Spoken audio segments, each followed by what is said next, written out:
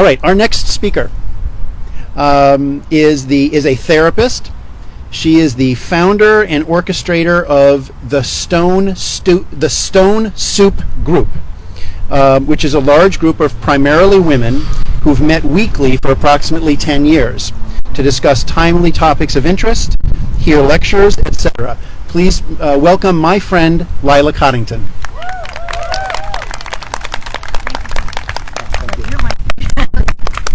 He's also my microphone holder. Get close, baby. You got it. First off, I want to thank Gary for the reminder. We have no other choice in life. We must love our neighbor, no matter who they are. And to Aiden and his dad, you know, I only had to come out as a lesbian. I honor your journey because it's so different than my own was. But thank you, and thank you.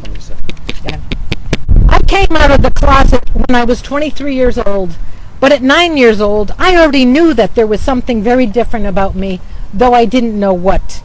I was very much a tomboy and thought it was because of my two older brothers who taught me everything about baseball, making forts, and wrestling. As odd as it seems, when they babysat me, they would dress me up as a boy when they babysat me because they wanted me to hang out with them and their buddies in the neighborhood.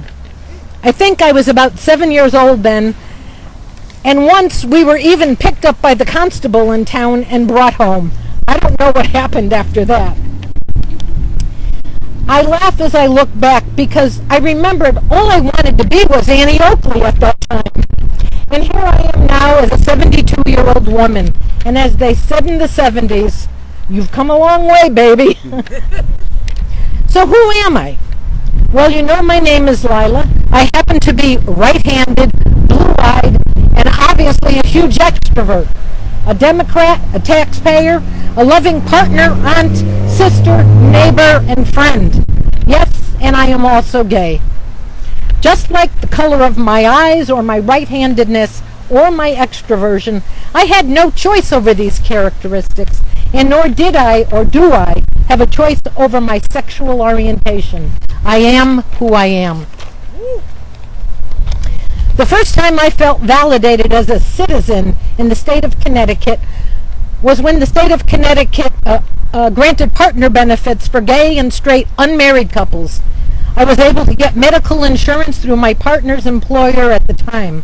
I'll never forget the first time I went into a CVS for a prescription. The clerk commented out loud, "The person on your card is a woman." I simply and quietly said yes, not thinking I had to explain. But these were the early days when gays were first finding their voice, including me. The clerk did not know how to respond at that time, and I do not and did not falter for that. America has come a long way since that time.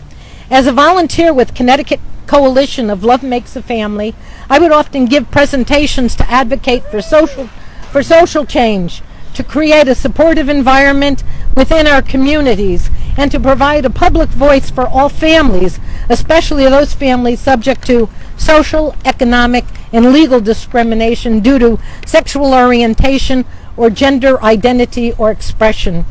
At that time, there were more than 1,138 rights and protections conferred to U.S. citizens upon marriage by the federal government. Social Security, veterans benefits, health insurance, hospital visitation, estate taxes, pension, family leave, just to name a few. However, citizens from the LGBTQ community were excluded from these rights. I recall when the Defense of Marriage Act, DOMA, was signed into law. More importantly, I recall in October 2008 when Connecticut ruled that same-sex couples have a constitutional right to marriage. The Defense of Marriage Act ultimately was ruled unconstitutional by the U.S. Supreme Court in June of 2013, and finally, nationwide marriage equality prevailed. I was so excited at the time, I called several friends both singles and couples alike, and proposed marriage to them. I then reflected on the importance of giving a voice. My voice, Aiden's dad's voice, Gary's voice. It's important to give a voice and our story to others while volunteering with Love Makes a Family at the time. Because of our stalwart advocacy, we made a huge difference, and we celebrated by chanting, "Love is love, love is love," across the state that summer, winter. These changes came only 14 years ago. Only 14 years ago. And now the LGBT community is threatened again. In the past year, there have been 300 anti-LGBTQ bills proposed across our nation. I fear to think what they will propose next, but I wouldn't doubt a plan to ban and nullify same-sex marriages. Just last week, and I did not want to make this heavy, it will get light again, but just last week, 31 extremist white nationalists were found suited up in riot gear in the back of a U-Haul truck. An employee, thank God, at the hotel saw them and called the police. They were thankfully apprehended, arrested before they got to the Pride event in Idaho, where they planned to wreak havoc on a peaceful crowd of celebrants just like us. These threatening events are on the rise in the U.S., and the LGBT community is being scapegoated for the ills of our society. And just like indigenous people, immigrants, Asians, people of color, Jews and Muslims, and so many more, we are easy targets for them to prey on. Prey. P-R-E-Y. I shake my head in disbelief that this is our America. I am reminded of the early LGBT advocates in the 50s and the 60s and the 70s, and how they organized, rallied, protested, and fought for the hard-won rights and protections that the LGBT community has today. We stand on their sturdy, strong shoulders. They support each of us to continue their work to build and fortify the foundation they created by their early advocacy.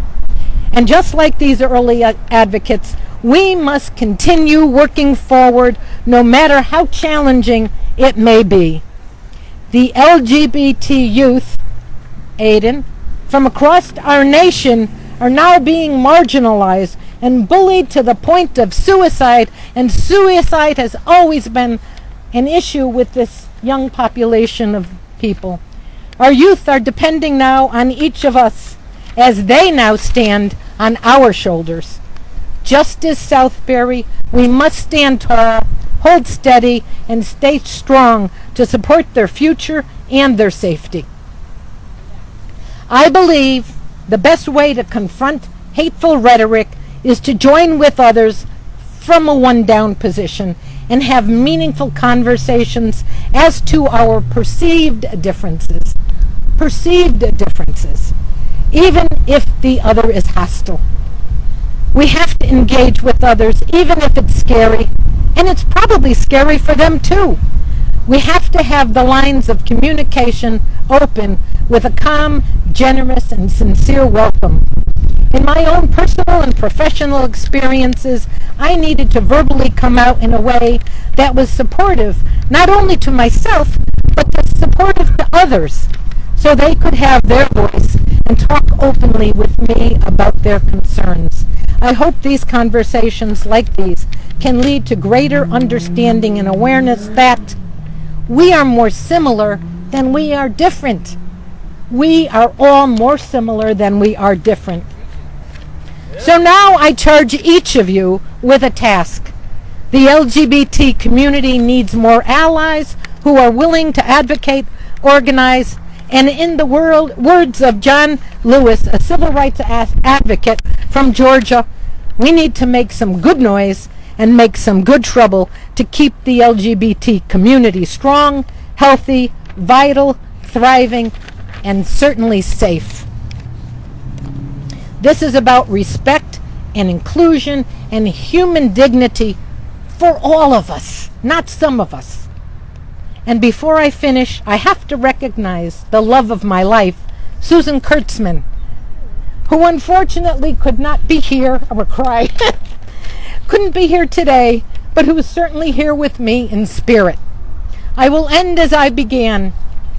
I came out of the closet at 23 years old, and at 72 years old, I'll be damned if anyone thinks I'm going back in. Woo! Thanks again to Justice Southbury for all that you do, and let's reaffirm that hate has no home in Southbury or anywhere across our nation. Congratulations on 108, and happy Pride Month, and happy Juneteenth. Thank you so much. Woo!